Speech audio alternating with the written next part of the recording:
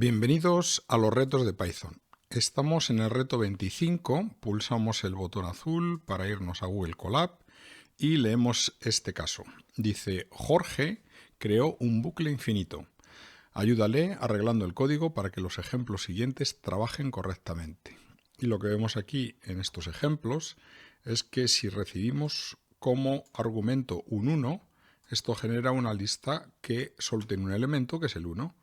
Si recibimos un 3, genera una lista con los números del 1 al 3. Y si recibimos un 6, la lista va del 1 al 6. Luego nos dicen que el código que no funciona bien es este que tenemos aquí y vamos a probarle y vamos a averiguar por qué no está funcionando. Esto lo copiamos, lo vamos a pegar aquí, lo vamos a ejecutar. Damos permisos, nos ha salido una marquita aquí de color verde y eso quiere decir que al menos de momento no genera ningún error importante de sintaxis el código, pero vamos a ver que al ejecutar, según nos dicen, esto genera un bucle infinito.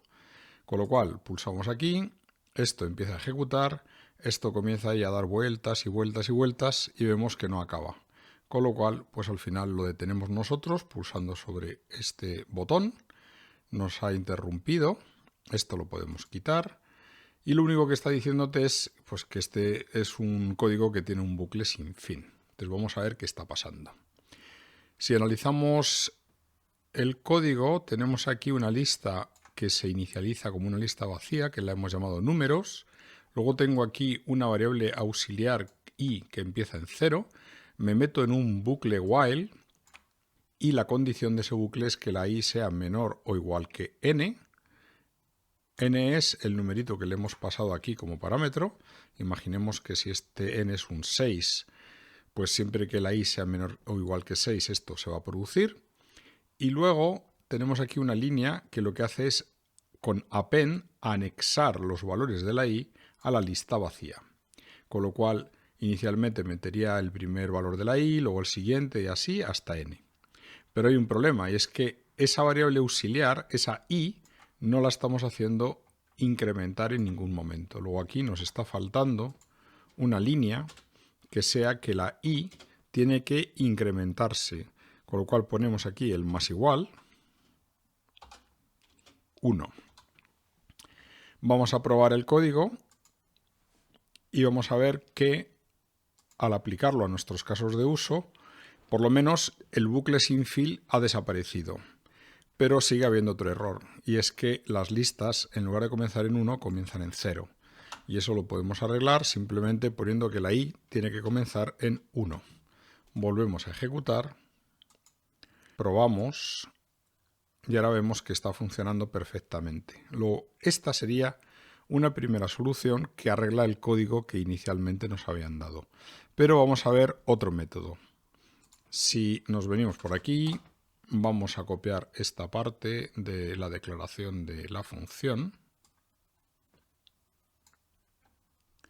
Control C, Control V.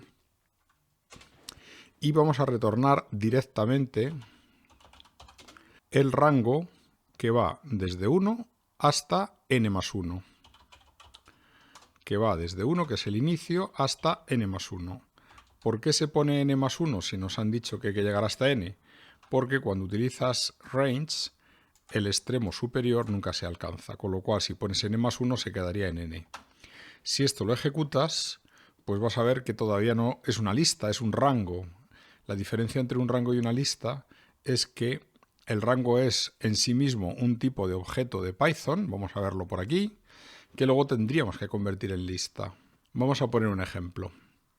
Si tú pones range y pones del 1 al 6, esto genera números del 1 al 5.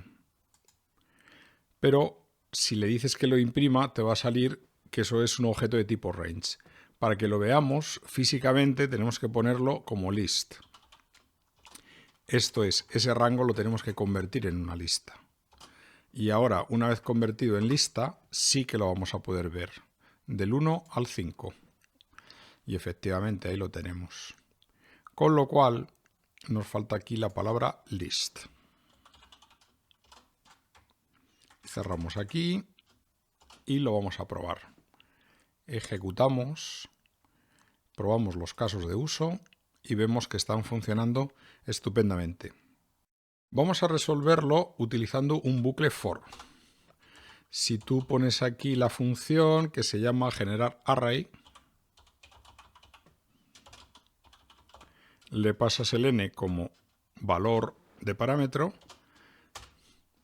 Si te metes en un for, lo que harías es, primero, declarar una lista vacía, que la vamos a llamar también números. Esto es una lista vacía. Luego te metes en un for, utilizas la variable auxiliar i, dices que esa i va a recorrer un rango que va desde 1 hasta n más 1. Y dentro del for lo que vas a hacer es ir añadiendo los numeritos a la lista. Luego pones números, .append y le añades la i. Cuando tengas todo eso, lo retornas. Y vamos a probarlo. Si tú ejecutas esto y ves los casos de uso, ves que está funcionando bien. Y ahora lo que vamos a aprender es hacer este bucle for en una sola línea. Esto es lo que se llama list compression y es muy utilizado en Python.